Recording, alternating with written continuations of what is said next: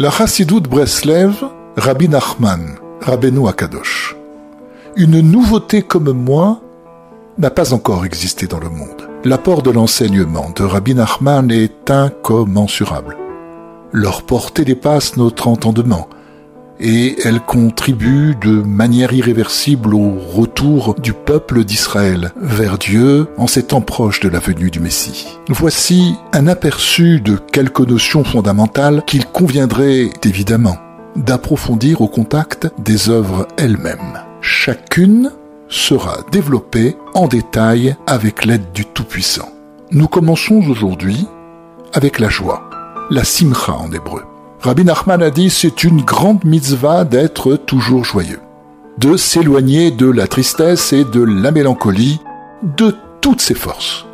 Toutes les maladies, sans exception, ne viennent frapper les hommes que lorsque la joie s'estompe et se détériore.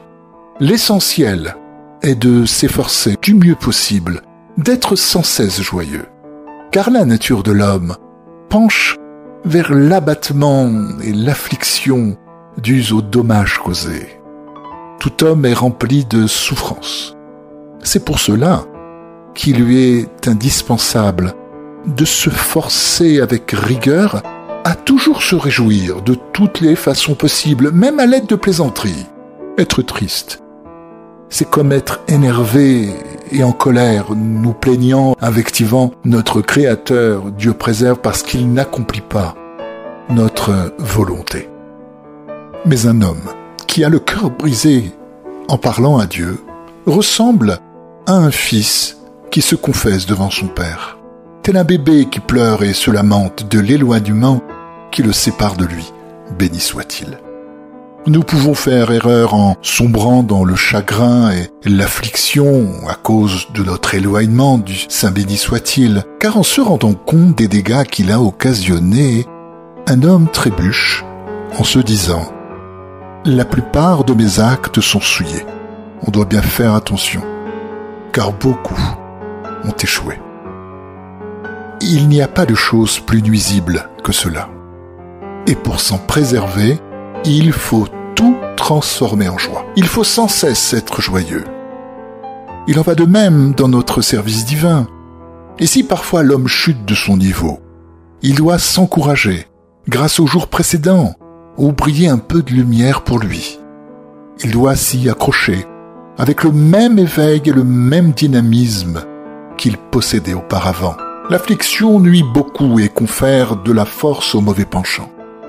C'est pourquoi il faut s'efforcer le plus possible de réjouir son âme en suivant les conseils de Rabbeinu. Notre tzaddik, il nous a tout transmis.